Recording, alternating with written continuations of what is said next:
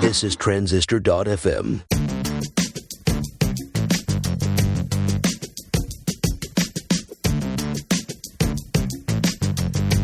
Hey, product people. Have you been making excuses as to why you can't build your own product, bootstrap your own business, or hire someone on Odesk? Well, you need to listen to this episode because Ruben Gamez is here to destroy all those objections. This is part 2 of my conversation with Ruben, and you're going to get a lot out of it. First, let me thank our great sponsors. If you are creating an application that needs charts or dashboard, Fusion Charts is the solution for you. Trusted by developers around the world, they have a whole variety of interactive and animated charts with all sorts of flexibility. Their charts work across all platforms, PCs, Macs, iPads, iPhones, and you can download a free trial at fusioncharts.com. And Sprintly, they've been here from the beginning. I am a huge advocate for these guys. I use their product every day. It's the perfect way to manage the software development process, especially if you're using Agile or Kanban methodologies. Check Sprintly out. You can try it for free by going to www.sprint.ly. And once you sign up for a billing plan, use my promotion code ProductPeopleTV2013 and you'll get yourself 10% off. Now, let's get back to part 2 with Ruben Gamez. Right. So, as an example, a while back I posted a job for a help desk person, for a support person on Odesk. And some of the things that I was asking for up front in the job posting, right? So, like that they'd have to answer support email in the morning, in the middle of the day, at night, late at night, right? At least 3 times a day, preferably a little bit more. Yeah. On the weekends, right? I was asking for a lot. Yeah. Like if I were to read that job posting, I'd say, oh, forget that. I'm not going to do that, right? Yeah. And then I'd want them to be responsive,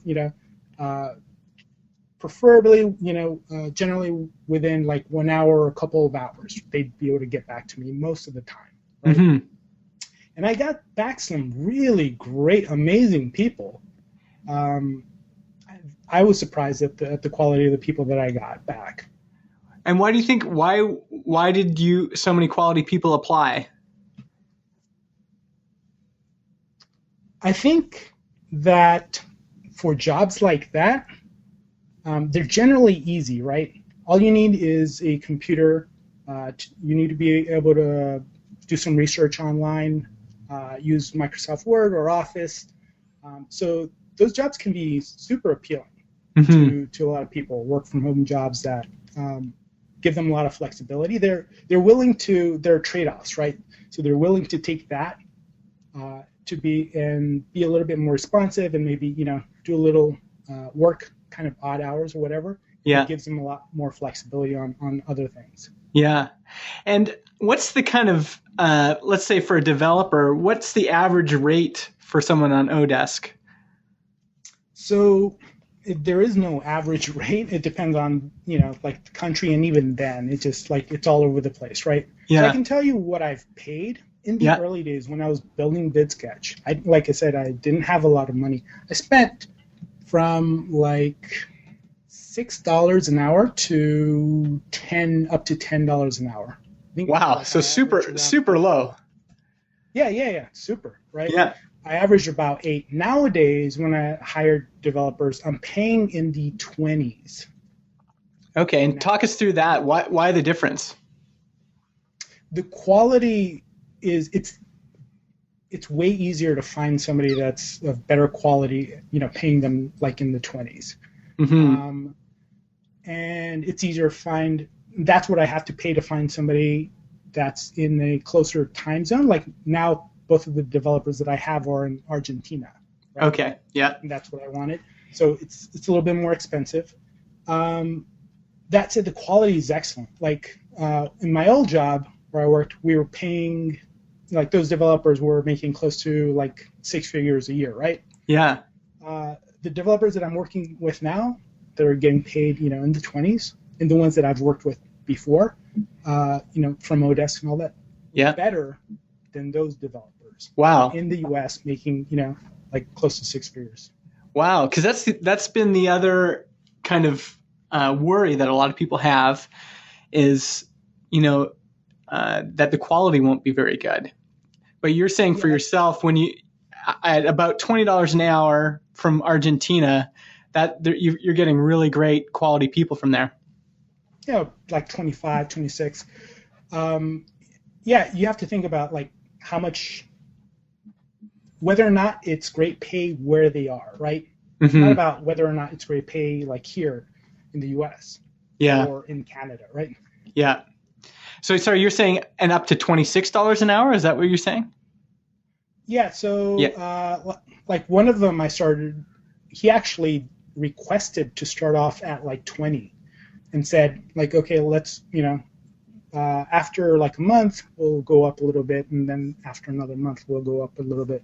So now I think they're both, it's been a while. So they're both, I think, at $27 an hour is what I'm paying them. Gotcha. But still a lot lower than hiring someone in the United States. Right. Huh. That's interesting. And how would you describe your relationship with these people? Like, for example, these two developers in Argentina. Like, what's your everyday kind of relationship with them? So one of them, now I'm trying to work with developers so one of them is full-time, right? The other one's part-time. Okay. I try to not work with part-time developers, but the part-time guy is really, really good. So I'm okay with that. Yeah. He was supposed to be like shorter term, but there's always stuff to do. Yeah. The one who's full-time, he's actually in Ireland right now for a couple of months, but then he's coming back to Argentina. Generally, the way that it works is, I'll jump on Skype. He'll be on there, and then we start chatting, right? And it's awesome for me. It was so different going from working with somebody that was, I don't know, in India or something like that, right? Where I couldn't really have these chats on Skype. Yeah. It was much harder because of the time zone difference. To where now it's like instant, right? He's got a question, I answer it. I have a question, he answers, and it's great. I treat them like especially this developer who's full time, like he is a full time W-2 employee for me, right? So like I buy him an Audible subscription, right? Yeah. Because I know he likes audiobooks. I buy him subscriptions to other like Peep Code and stuff like that. Just little, these little perks that I give to somebody who's, who I had hired as a W-2 employee. Yeah. So this is not like, sometimes people in this space can feel like they're running a fake company. This is a real deal company you're running. You've got, and even though you've hired these folks, remotely, you still consider them to be your employees. Right. So absolutely. Like I actually just hired my first W-2 employee, and she does basically most of the things that are not coding or design. Yeah. Handles a lot of the support, and I say her positions like customer experience. She just did help with did most of the customer development interviews with 20 companies. Oh, wow. Handled it great. And I found her through Craigslist, actually. She lives in Washington, so she's in the U.S. Interesting. And for the developers, do you still use Odesk to manage them, or are you just off Odesk now and you're using your own systems and process? For them, it's on Odesk. Okay, so you're using the tool that allows you to kind of see what they're doing and right. Gotcha. Interesting. Okay, so this is really interesting, and I think helpful for our audience, especially because there's a lot of people that I think they think about that, and there's so much about this that is overwhelming. Like, let's say you do finally get to something that you think has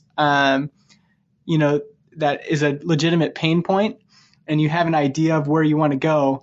Yeah, that actually getting it built is the hard part. And what I see, and I talk to a lot of people, people email me and things like that, and they'll say, well, I've been working on this for 3 years or 6 years, and they're kind of just plodding along. How long did it take you once you started from scratch again to rebuild Bidsketch? Got to beta in like 4 months. Wow. At that point. So it went a lot faster. It really did. It's a huge help. Wow. Okay, well, in these kind of last minutes we have, let's talk a bit about marketing, because that's what people are always interested to know. Like, how do you find people for this stuff? So how did you validate the idea, first of all? Like, how did you had a sense by observing, at your own company that this was or with your buddy there, that this was a need. How did you know that more people would be interested in this? So by that time, like I said, I was reading some blogs and marketing books. I knew that I wanted to do something to kind of measure demand. And the best thing that I needed to do at that point was just to go to the Google keyword tool and see if people were searching for the product. Now, nobody was searching for a web design proposal tool or web design proposal software, because I was going niche with I was focusing on the design niche, right? Yeah. But people were searching for web design proposal templates and web design contracts and stuff like that. And I knew I could put up landing pages and offer that for free. And the traffic wasn't competitive. There wasn't a lot of it, but that was okay. Like, I just needed to capture a small amount of traffic, right? Yeah. Convert it. And I felt that I can convince those people to sign up to a product once they knew it existed, right? I also saw that people were searching for other topics, like, so for blogging, I didn't have an audience, I didn't know anybody, anything like that, right? So when you're starting from scratch like that, you can't just write posts and have people appear and start reading and start sharing and all that, right? Yeah. You need to expose that to an audience. The way that I did that was just using the keyword tool to sort of guess about what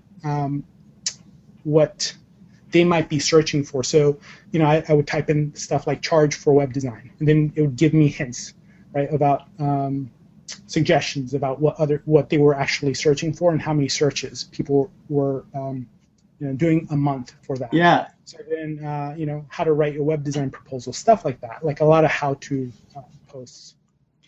And so you were basically, and so was most of your traffic coming from like organic search results? Yeah, in the early days, it was mostly that.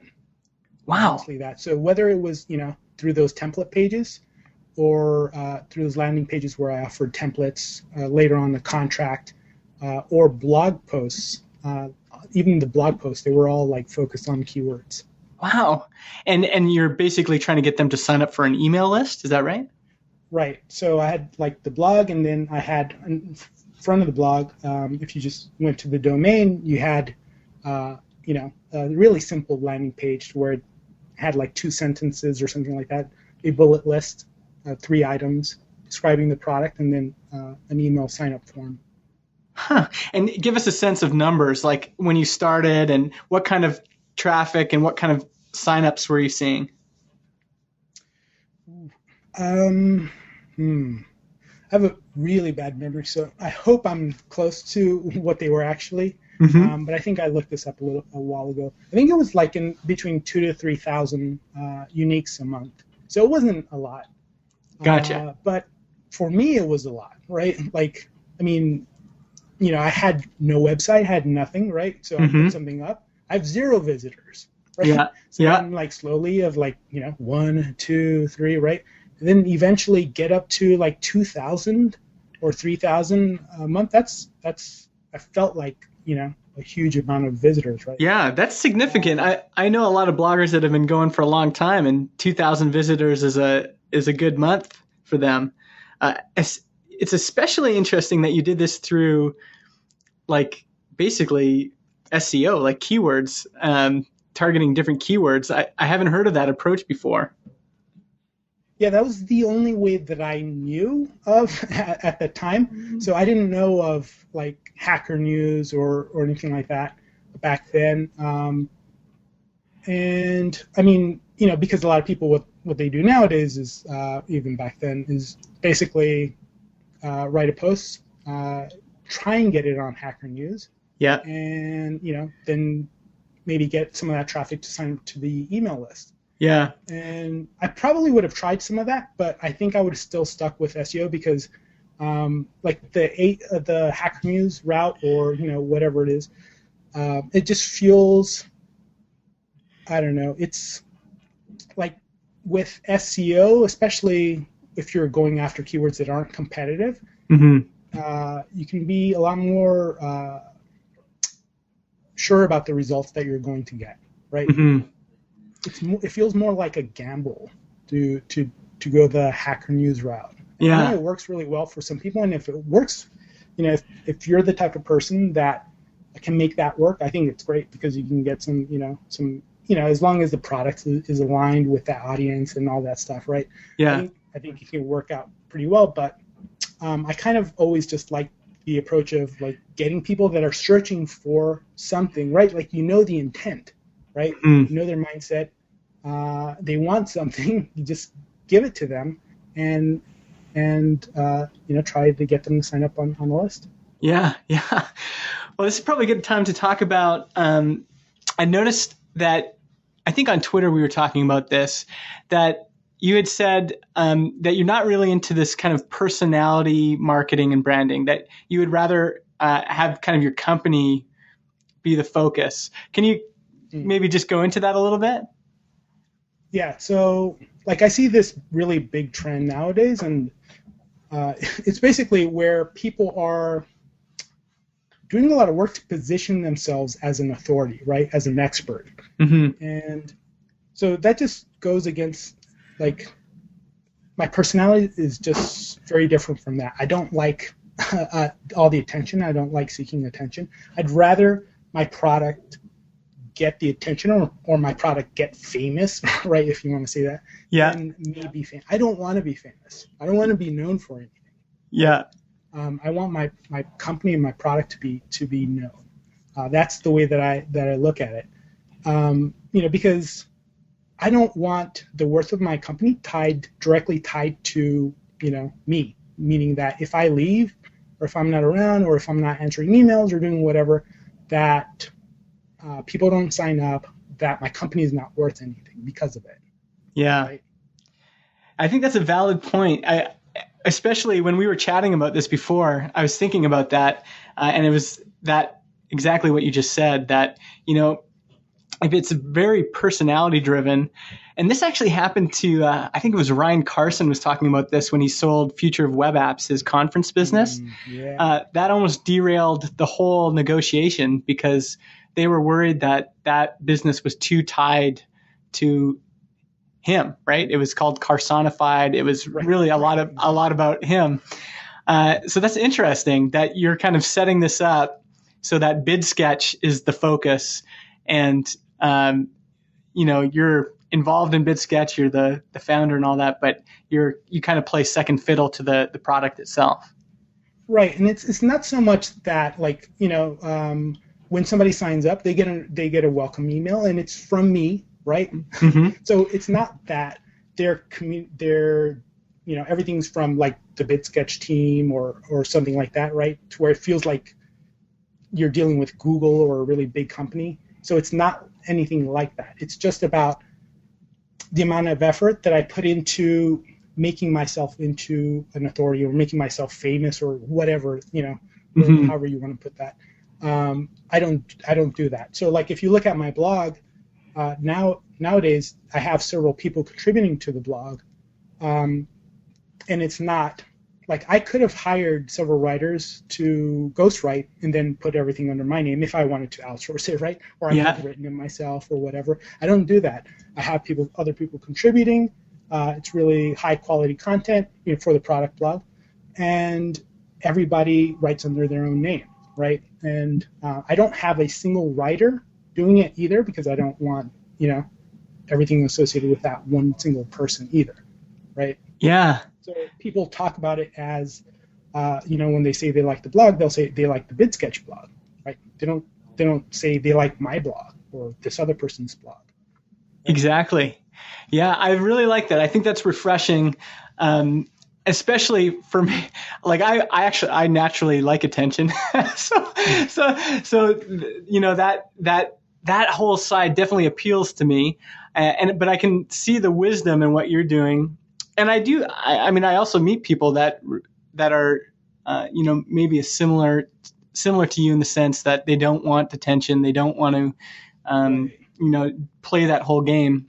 Yeah, that's the other thing that I see too, is that because a lot of people are talking about it and doing it nowadays, it seems like they are, anyways, people that I follow and see speak and all that. I think it's great for people that want that. It's a great approach. But I also, now I'm starting to see people that probably shouldn't be trying to do that don't really want that, trying it.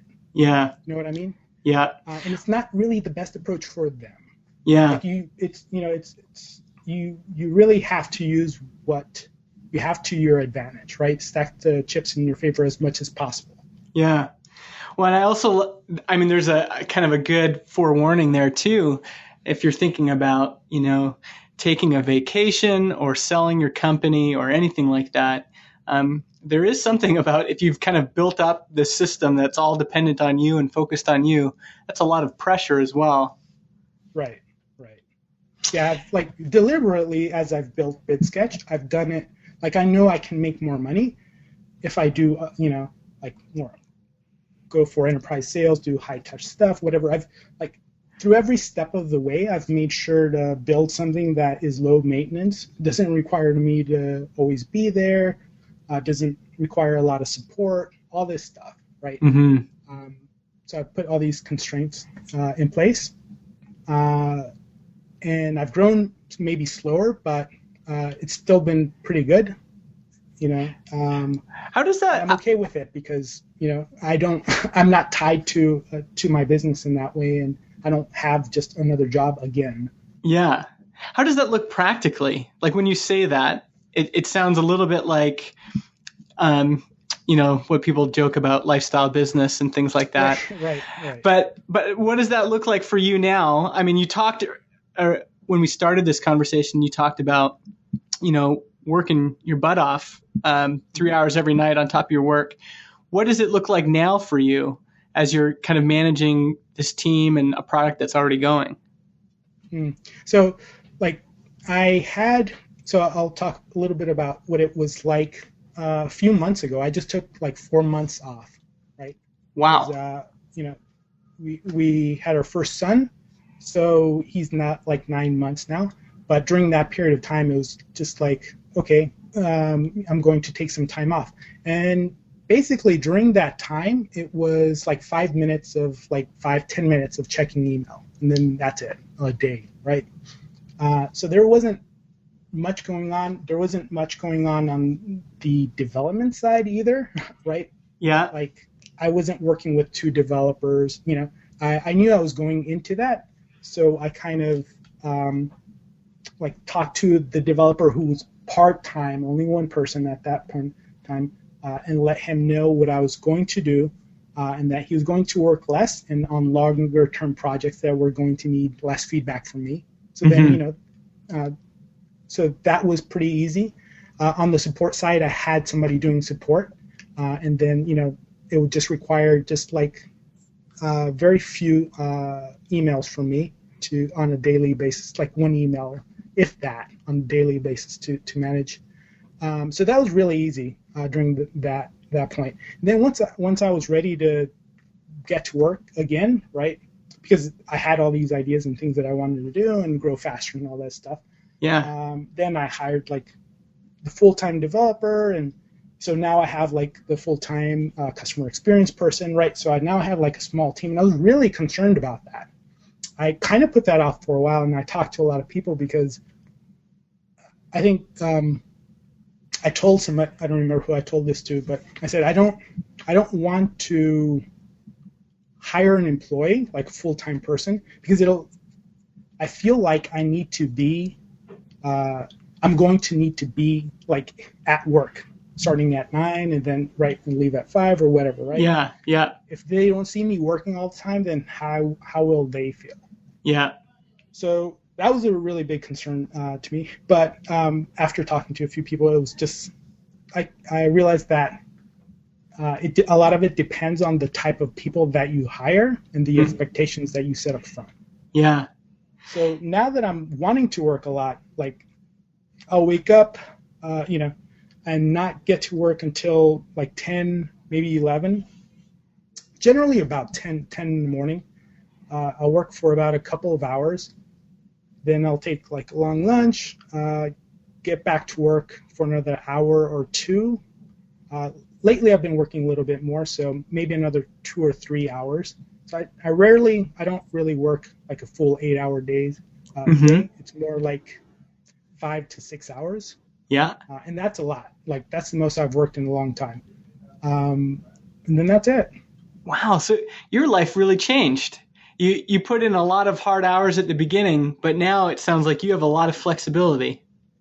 Oh yeah, absolutely. And I think a lot of it too was picking the right type of business, right?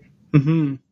Yeah, it sounds like you were really mindful about that. And I think, that's interesting because it is easy to start something and not think about what you're kind of building, like what kind of support it's going to require, what kind of investment and all that stuff. But it sounds like you were pretty mindful about all that.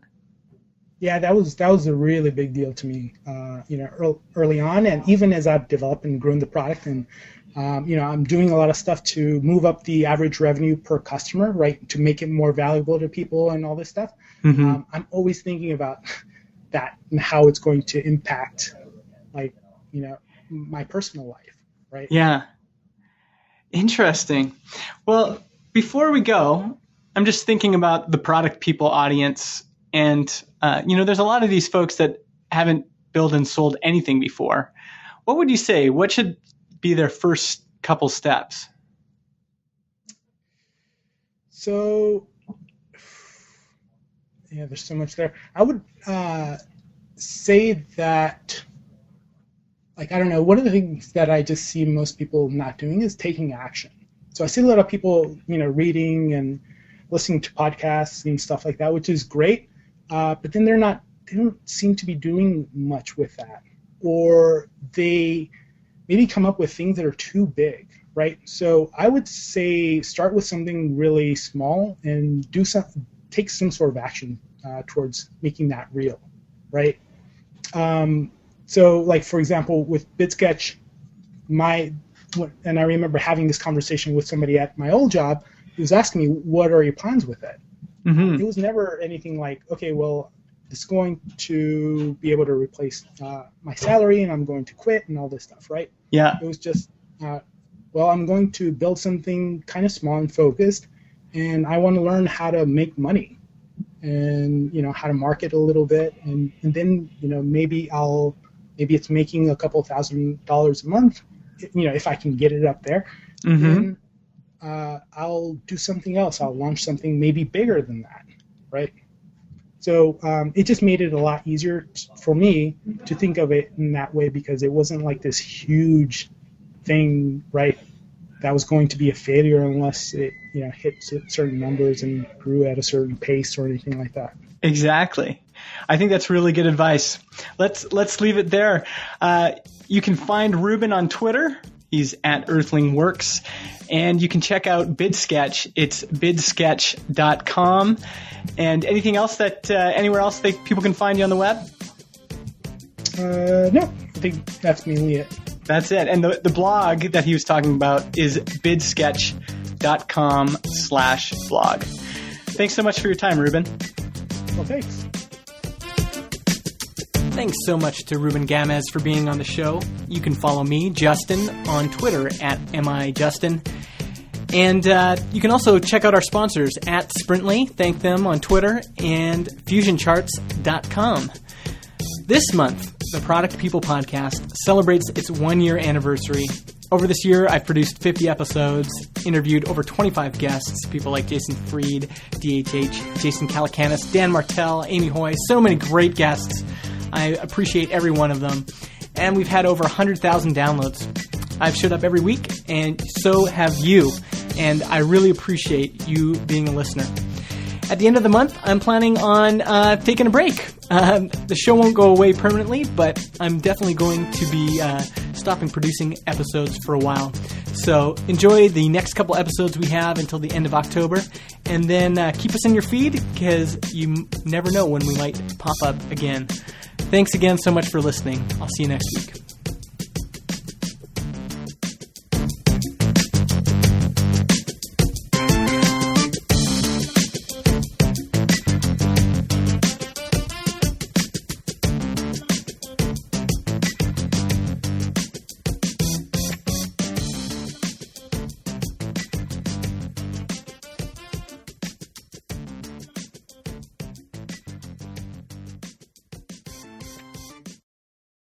Podcast hosting is provided by Transistor.fm.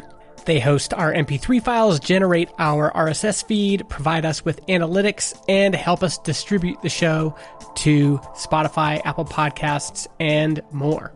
If you want to start your own podcast or you want to switch to Transistor, go to transistor.fm/Justin and get 15% off your first year.